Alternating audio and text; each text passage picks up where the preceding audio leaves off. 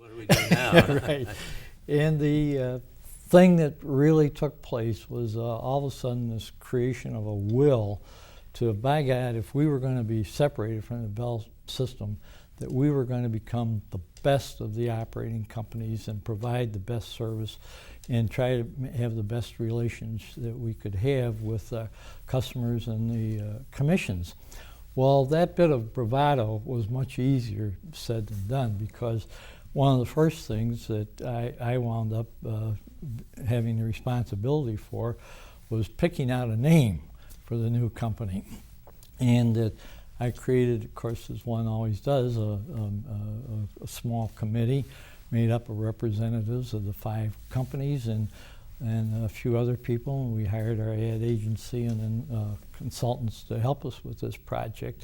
And of course, everybody had a different idea about what our name should be. And the key thing that became important to us, we had been Illinois Bell Company, there had been Wisconsin Bell, Michigan Bell, Indiana Bell, Ohio Bell. Would we keep the name Bell as part of our new name? That became, you were entitled to do. which we were entitled to do, and some of the companies did. But in our situation, that became, not only was it controversial, but it was decided that if we were going to be separated. We didn't want to have anything to do with what had gone on in the past. So we were going to become a separate entity, and that we were going to show the others how we could make this work and work to our advantage. So there were those who held out for being Midwest Bell. Some, of course, wanted to keep the Bell name, called Midwest Bell, Great Lakes Bell. There were different combinations of names that were actually brought forth and suggested to us.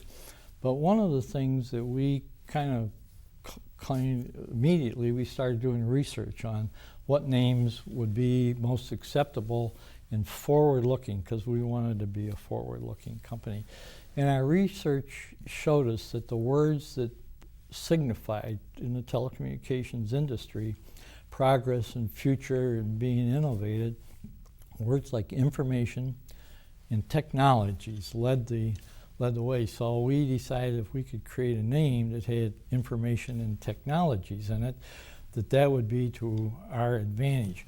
And then looking at the lineup of companies, one of the few suggestions that I made that seemed to get universal approval immediately was that we ought to have the word American be our first, because if we were American, we would be the first in the alphabetical order of all the companies, including AT&T, if they chose to continue to be American Telephone and Telegraph Company.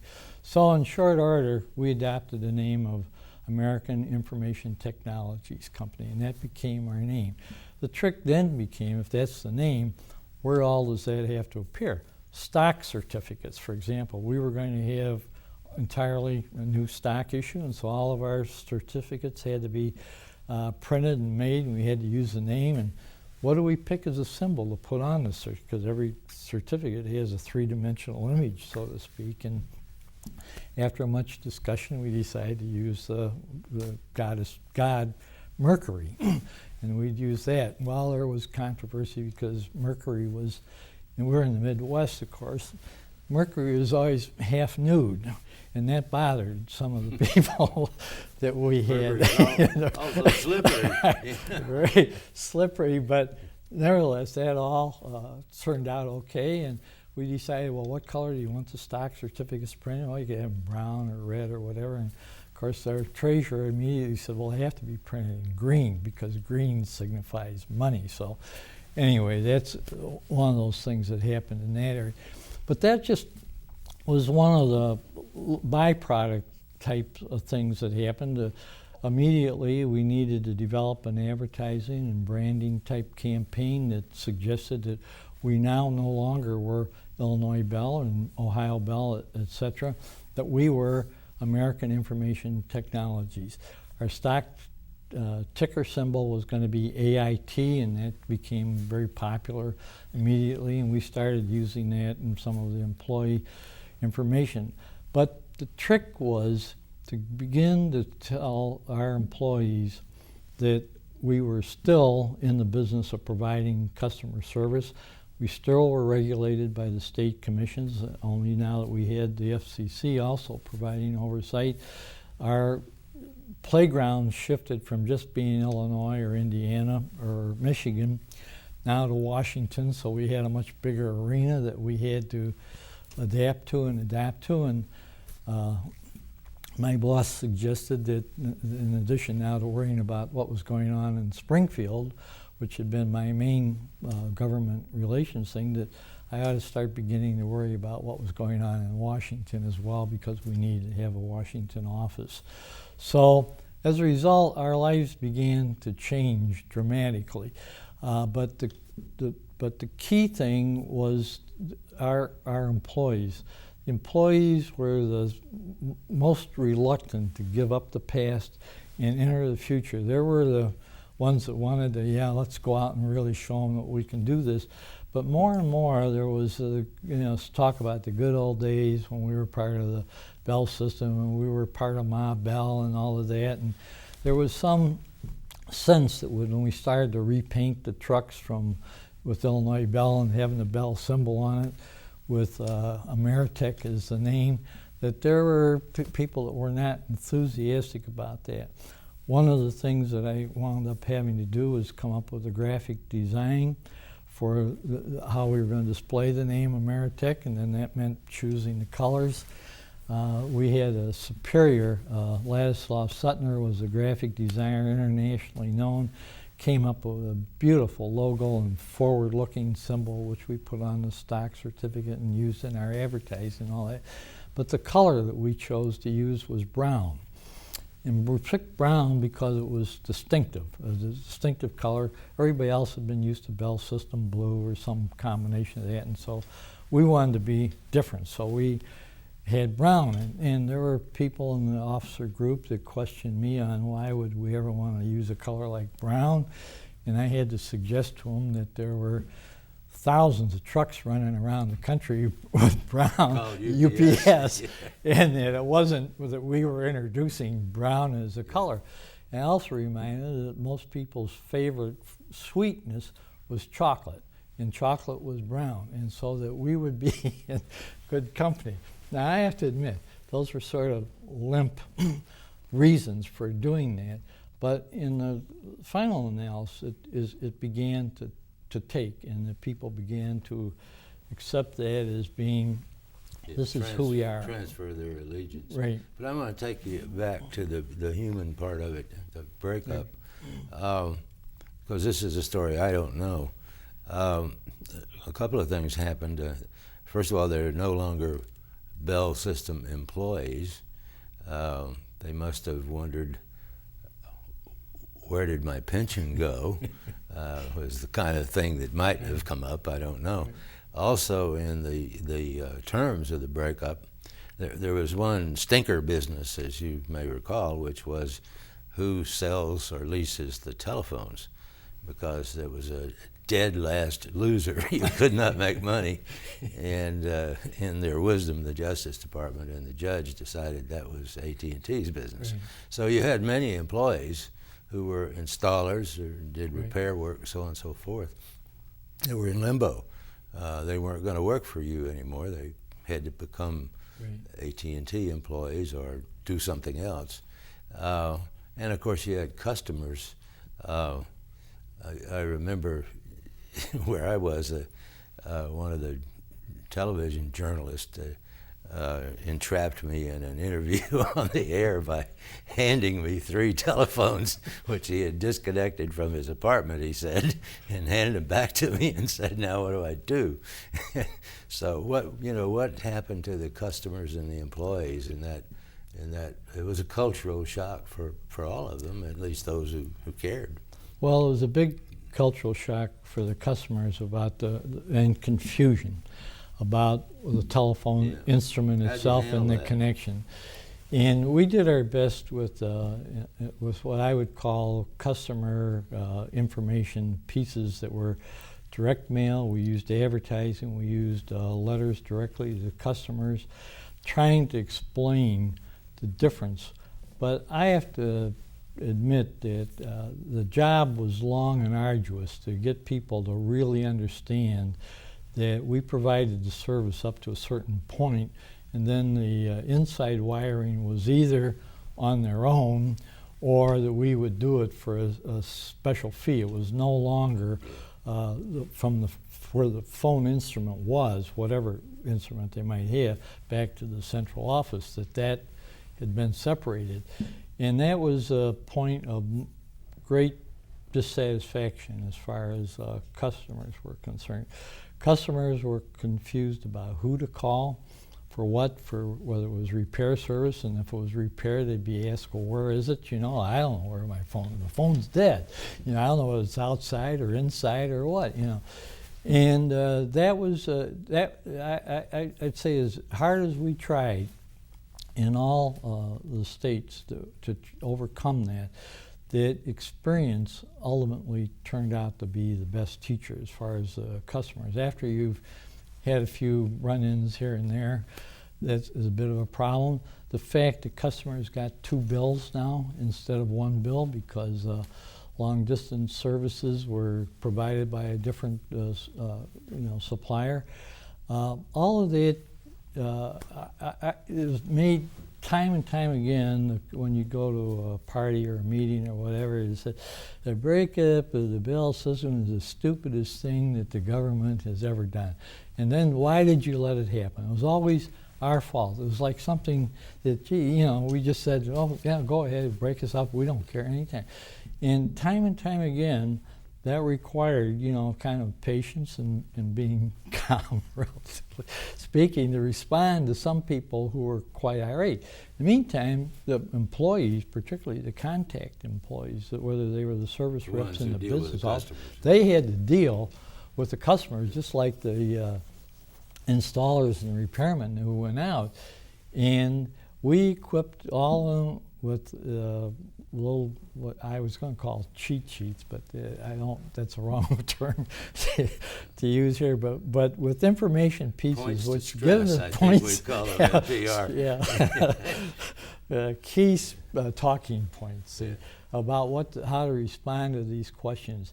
And I would say that the majority of employees handled that pretty well, but as you well know, not all employees are gifted with the ability to respond to people, particularly irate customers. If the customer was friendly and nice in one way, usually that went pretty well. But if the employee was met head on, either over the phone or face to face, those situations caused concern for us.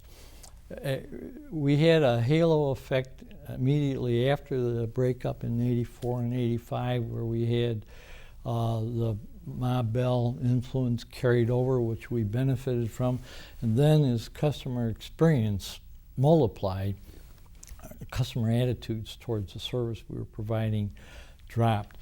And all of that then required a regeneration of ability. And of course, in our company, as you well know, in the Bell system, the public relations departments handled the customer information job. They were responsible for the advertising and for the directory introductory pages. Everything that was explained to customers as well as employees funneled through our department. And I would have to say that our public relations people in the department understood this. They were willing to give of their time and energy and work extraordinary amounts of time to try to fix these things, but it was so pervasive that it just never seemed to go away.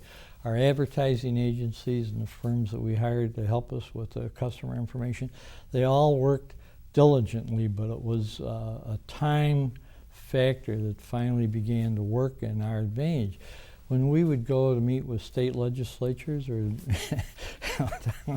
and meet with the Congress, I remember meeting with representatives of various delegations in Washington of our congressmen, and they're there in Washington. They had every opportunity to put their finger in the dike, but do we see much finger in the dike sort of thing? Yeah, they're down there saying, I'm getting nothing but complaints back in my district about what you're doing. Like, we should have actually tried to do something about it. And the fact is that it was it was a long pull.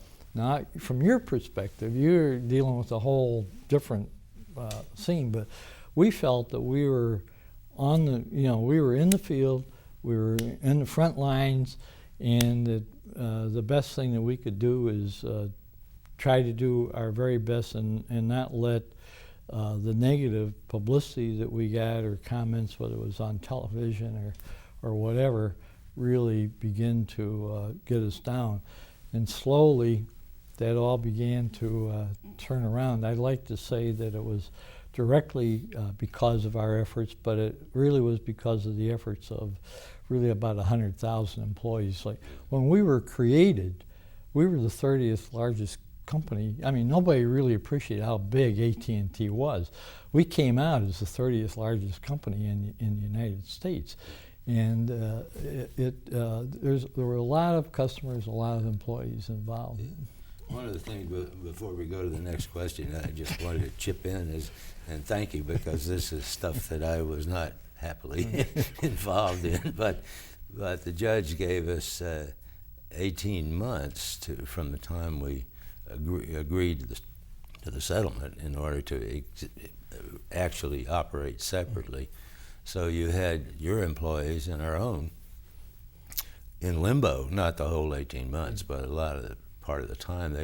Many didn't know which side of the dividing line they were going to land on, or were they going to go to work for AT&T? Did they stay with Ma Bell? They had angry customers. They were angry. And I think what probably did pull the whole outfit through all of us is that I used to say that the old Ma Bell was 1/3 business, 1/3 family, and 1/3 religion. And it was a terrible shock, but I believe that attitude that service is our business. Many customers might not necessarily believe that every day, but service was our business, and so we're going to get through this mess and come out the other side. And the other thing is that it's a high irony in terms of how government works in a democracy, because it was 25 years ago, more or less, that this happened. And the whole darn thing has been put back together with the consent of the same Justice Department. So several 100,000 employees went on the Bataan Death March. Several tens of thousands of them lost their jobs and their careers altogether. Well, as you unknown amounts of marketing money was spent, as you just described, to explain we're Ameritech and we're here to serve you. And it wasn't very long that you're AT&T again. So you mentioned one thing I will talk about, but you will understand because we were in this together. The old Ma Bell was probably the first corporation that ever did comprehensive consumer public opinion studies. And from the time that those studies were undertaken, which was before you and I worked for the company, up until the last day, the one thing that affected a customer attitude to the company was the last contact with an employee. And it has always boggled my mind that that data never changed for more than 50 years, and yet how many companies operate as though what the employee did on the last contact with the customer made any difference? You know, it can't be overcome with advertising. It can't be overcome with anything else. If the employee is surly, if they screw up, if they don't know how to do the job, that affects how the customer feels about the whole darn company. That contact also, or that experience, lasts for a long time. It doesn't go away. That personal contact. You can see something in the newspaper or magazine or see it on television, and it'll come and go out of your mind fairly quickly. But a contact that you've had with an employee that was disagreeable will shape your opinion about whether you really want to continue to do business with that organization. And as you said, why all businesses that provide service to customers don't recognize that is just an absolutely amazing proven type fact. thing. And of course, the flip of it is that the best way to hate a company based on your last contact is when you can't talk to them. You get a menu that finally gets around to saying the estimated time of your wait is 35 minutes. Now, if you think that doesn't sort of permanently ruin your image, anyway, let's go on. What it does is it provides that there's great opportunities for people in the general customer information, public relations world, or whatever, in that context. There are great opportunities for improvement. Simple. Simple. And if you talk about vocations that will eventually pay off for companies, because treating the customer right is going to make the difference for profitability standpoint and general internal relations as well. Amazing insight. Yeah, I hate to share that with you at this moment.